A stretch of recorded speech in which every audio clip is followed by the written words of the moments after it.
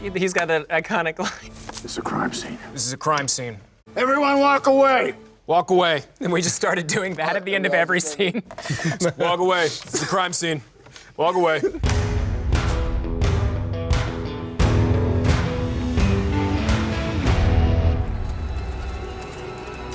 Oh my God. That shot where the reveal of how the length of the dead cows and when you see the way it sinks in, it's a gut punch. It's like we're vulnerable. We're not so powerful. We can get hit. It's and the it can Trojan hurt. horse. And this could be really, really bad. They can't eat when it freezes? Jimmy, quit asking fucking questions. Go put it back. And I think it's a huge turning point in, what have we got? What are we into? We used to just slap people around. I think that's the first time that all of the big decisions kind of get in all of our faces because we are all connected to the cattle.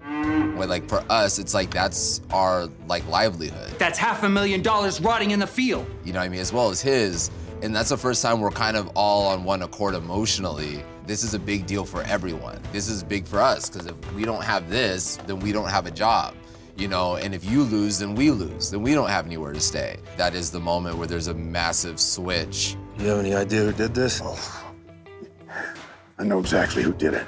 I think it also speaks to this sort of unique nature of this enemy in the second season, because the first season, the show basically starts, episode 1.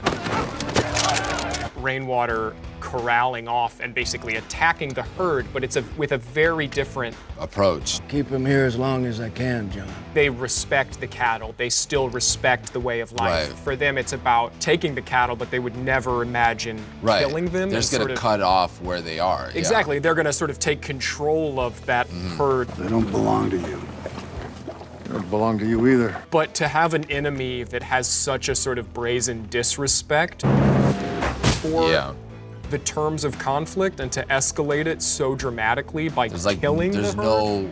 There's no point to which they might not go. Exactly. It's like there are no rules to this engagement anymore. Yeah. And I think it really demonstrates that the nature of the enemy in season 2 is very different than the nature of the enemy in season 1. When you find the evidence, when he does, you drag him by the hair back to me. We're insulated from the real danger and the real stakes in a lot of ways. There's that sort of iconic line in the first season. This ain't checkers, son. This is chess, and you're about to play it with masters. John Dutton is playing chess. Send Rip. Rip is a rook. And we are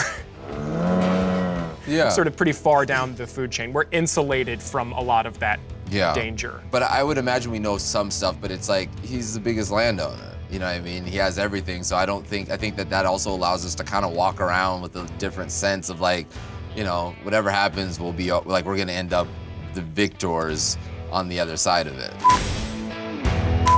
Do you hear me, Donnie?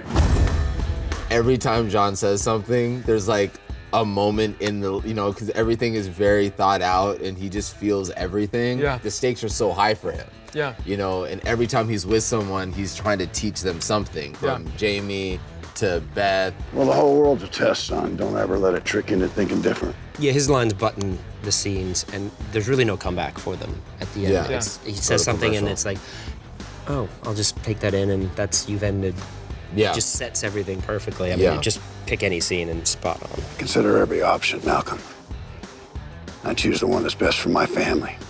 If it helps you, it's a coincidence. Can't see anybody else playing that role. He just falls into it. Yeah, he's perfect. He embodies him. He leads the set. He leads the cast. He leads the show. I think he's one of the ones that you feel very comfortable going into any situation, circumstance with, because he has such control of his environment. So I think him as John Dutton kind of translates to, the way that I feel when he's on set. I just feel like he has the answers, and if he doesn't, he's gonna get the answer. I feel like we're just very fortunate. There's not many people that can say that they've worked with Kevin on a project for so long. I just feel like we're very blessed to be able to do that. Colby, no horses. Apparently, when I was 4 years old, I was in an elevator with him, and my mom had called me when she found out that I was gonna be doing this thing with Kevin. She's like, oh my God, you have to go up to him and ask him if he remembers you, because I was holding you in my arms and we were in an elevator in Hawaii and he had just finished filming Waterworld, and he, from one of the days on set, and you have to just tell him if he remembers. I was Please like, tell Mom, me you did that. I'm not. No, I was like, Mom, That I'm would not be a going great to walk story. up to him and say hey, So over 22 years ago, The year 1996. when you were in an elevator, which I'm sure you did many a times for 7 months, do you remember this little kid with hair? Sort of looked like this. Yeah. Imagine me, but smaller, looking at you with not a lot of words. You met Kevin at a young age, right? I did. I met him working in one of my first films called Wyatt Earp, and he played Wyatt at basically the age I am now. And I was 29. Bless you. And I was 15 or 16 at the time, and I played young him. And we were in Santa Fe, New Mexico for a few weeks. Obviously, we're not in the same scenes because we're the same character, but he was around doing everything, and so we got to know each other, and that was great. And then I hadn't seen him since, and we'd come to do this, and we had the read through with Taylor in the house, in the Dutton house that day, and we were all meeting each other. And he kind of looked at me, and we was going around the table, and we shook hands, and was like, Wyatt.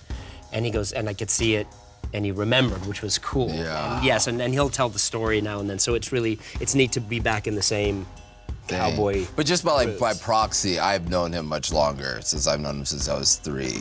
That's right. You've only been since like 15 or 16. So How old was I when you were 3? I'm just saying I could just tell more stories about, you know what I mean? You guys are close. Yeah, just because I know more about him. You know what I mean? He knows me. I don't want to take it back to Waterworld, but I feel like I know him in a way. You know him on a more intimate level, I think? Yeah. Waterworld was the first time I saw a woman's butt.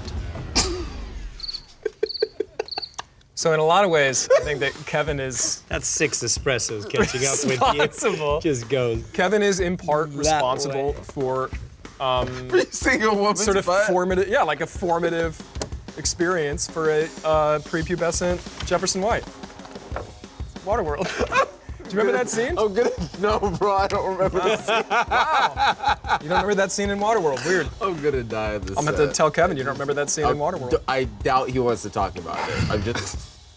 I'm just saying I don't think that that's what you tell Kevin when you see him. I think it's safe to say that if I picked up my cell phone right now and called Kevin Costner, you would probably go to a number that's been disconnected. Exactly.